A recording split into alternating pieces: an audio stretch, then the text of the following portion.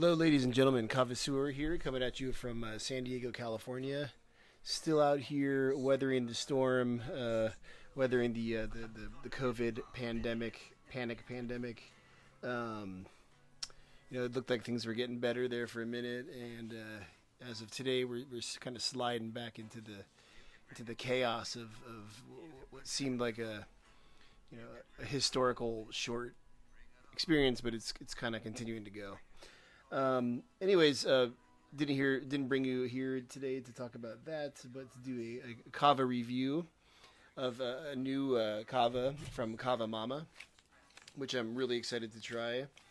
This is a Rai Lesu. Rai Lesu. Interesting name. I did actually inquire about the meaning of this new kava, and it means Rai Lesu. It means to look back and reflect.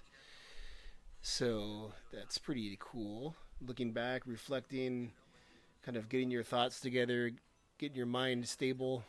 Beautiful, beautiful, absolutely fantastic choice for a name for a kava. I believe that is a Fijian language. I will have to ask Angie. Actually, I can just ask her right now. Let me see. What is the name of the language? Anyways, while I'm waiting for her to respond, I can go ahead and make this kava.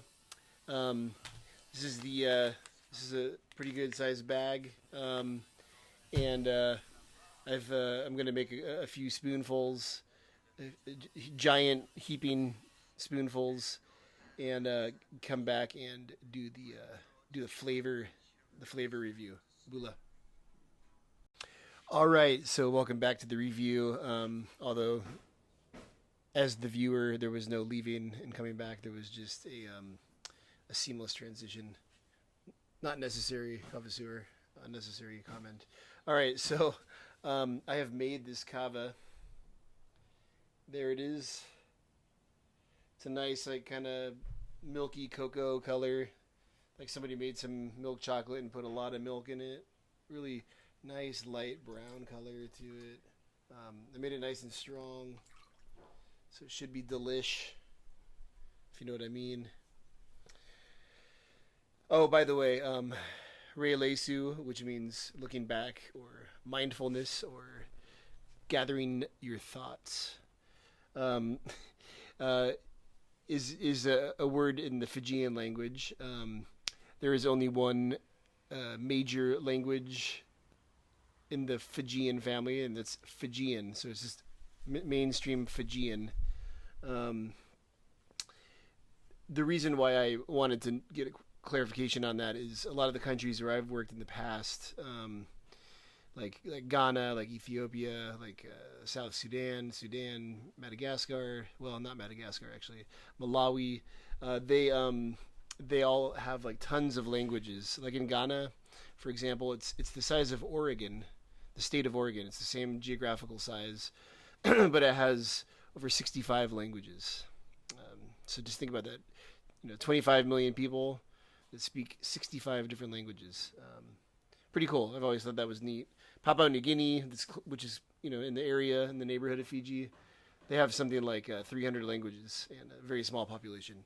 Anyways, that the anthropologist in me is excited and inspired with that development. Anyways, bula to the hula.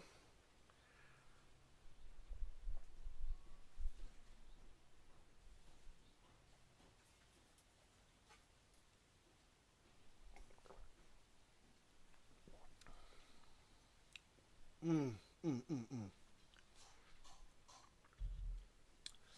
Wow, yeah, that reminds me a lot of the Kava Select, but it's a little bit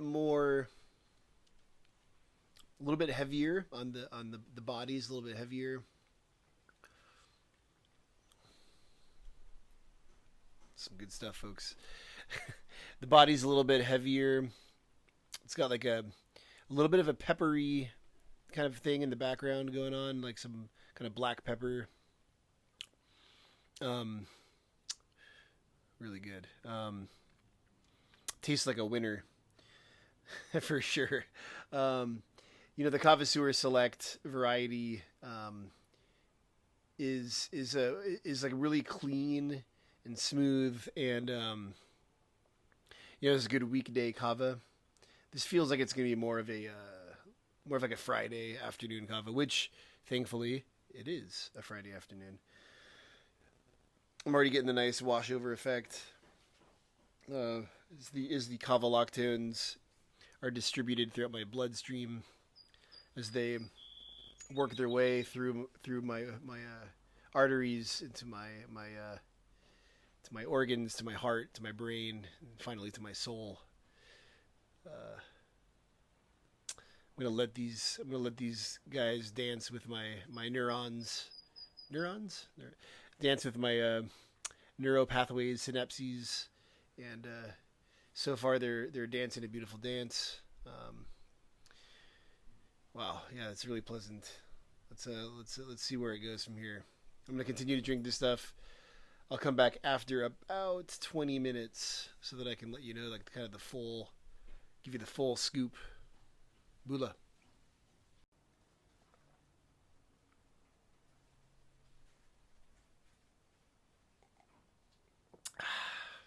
I'm telling you, Kava Mama keeps up in the game here. Really good stuff. Absolutely fantastic. Just highest quality kava you can get for sure. Um, I know that it might cost a little bit more, but it is so good. And thank you, Angie, for bringing this awesome stuff to us. Um, Rai Lesu. Rai Lesu. So I did a little bit of research as I was throwing back those shells, as I was spooning them out, or ladling, yeah, that's right, ladling them out.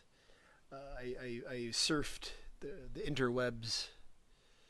I got on a waxy board, and I put on my most wonderful, fantastic swimming trunks, and I boarded a surfboard and surfed the interwebs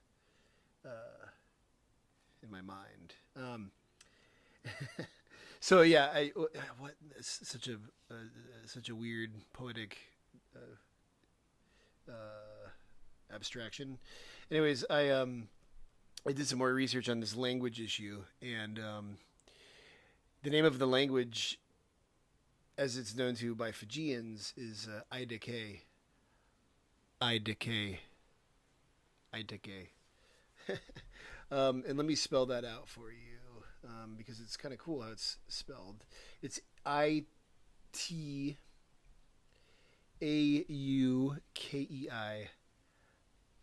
Aideke. I couldn't really find like a lot of resources for how to pronounce it, so I found this one resource that explains how it's pronounced, and I practiced that over and over again. Aideke. Okay, but two more things. Papua New Guinea. I was completely wrong. I underestimated the amount of languages that are spoken in Papua New Guinea. It's actually over 828 languages. They've counted 828 languages. It's pretty cool though, because it reminds me a lot. When I was a Peace Corps volunteer in Ghana, I lived in the mountains of eastern Ghana on the border with Togo. And sometimes you'd be walking from village to village, as a Peace Corps volunteer doing different projects and stuff. And you would get into a new village, and you would like know the greetings. I knew the greetings from my local community that hosted me. But I would like get to a new village, and all of a sudden they were speaking a completely different language. Like not even like related in the same kind of subfamily, but like completely different.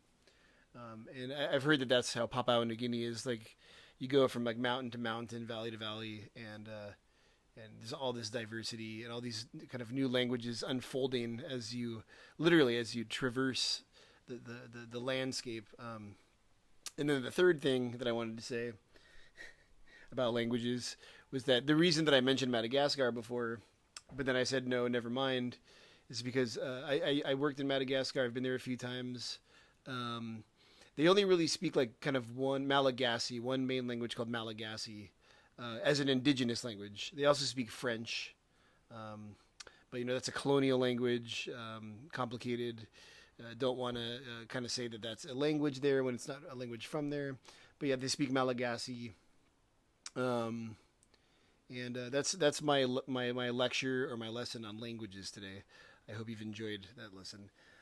So, anyways, back to the Kava. That's why we came here.